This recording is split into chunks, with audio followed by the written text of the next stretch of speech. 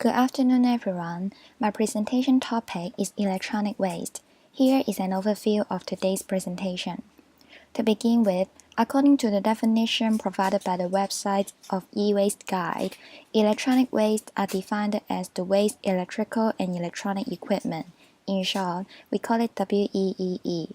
As reported by the Environmental Protection Department, there are more than 70,000 tons of e-waste were thrown away every year. The existing measures are the exporting strategy and landfill disposal. However, it is found to be unsustainable.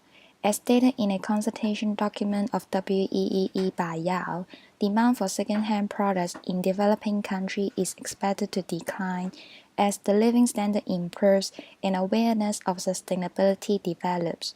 Also, the landfills are about to reach capacity. Therefore, the government proposed other solutions and I'll discuss it in the later parts. Before providing solutions to reduce the enormous e-waste, let me identify the two main problems. In the first place, it brings out an environmental impact. The enormous e-waste destroy the ecology environment and cause pollution. Since the toxic pollutants emitted from e-waste affect the animals nearby, the natural cycle is damaged and hence affect the food chain. In addition, those toxic pollutants lead to air and water pollution when the e-waste are being processed. As a result, it becomes an international issue as it produces externality effects to other countries, such as the wind pattern. Apart from this, people's health may be threatened as well, particularly to children and workers. As stated in a news article, workers suffer health risks with direct contact of harmful materials and breathing the fumes if they do not wear proper protective equipment in handling the e-waste. Moreover, children are more exposed to the toxic substances emitted from e-waste, as it hampers children's development of functional system. For the sake of solving the above problems, the government implements the Producer Responsibility Scheme and recycling services. The former is one of the solutions proposed to charge fees to several electrical appliances, and then the fund collected will be used for recycling, reported by the Hong Kong's Information Service Department.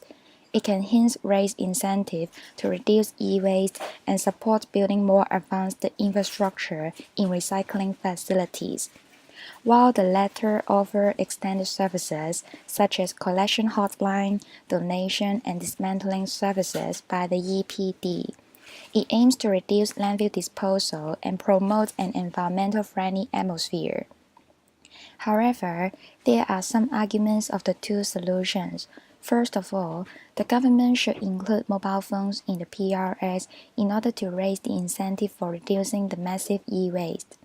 According to the existing policy in Hong Kong, the scheme's coverage including bulky electrical and electronic equipment and computer products. It does not cover smartphones. In fact, the usage rate of cell phones is increasing in these few years. A report showed that 96% of Hong Kong people use their mobile phones every day. The disposal of mobile phones hence takes up a large portion of e-waste. Once it is recognized, it can create a deterrent effect of lowering the replacement rate of smartphones.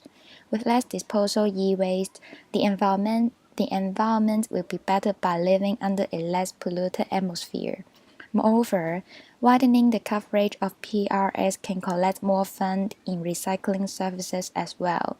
In Hong Kong, the government should put more capital to promote recycling activities. At the current stage, recycling services are not effective at all. As mentioned before, the exporting strategy is unsustainable. Also, Hong Kong only has one integrated recycling plant. With reference to foreign countries, Hong Kong government can invent a recycling system. It refers to an Indian company that collects the e-waste and then extracts precious materials to earn revenue. Adopting the above policies can thus raise the incentive for both customers to recycle the WEEE and producers to earn revenue by reusing the materials. As a consequence, the e-waste can be slowed down by reusing and recycling.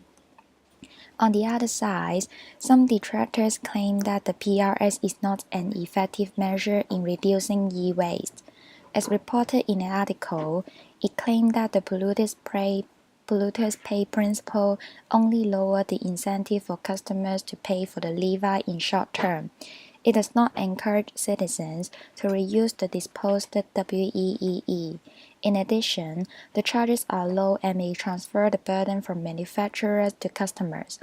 While it is true that the effectiveness of the scheme is not obvious at the moment, it has to point out that the charging levy on polluters or customers are the first step to control the overconsumption at this stage, and it is proved to be successful from previous experience, such as the plastic bags levy scheme.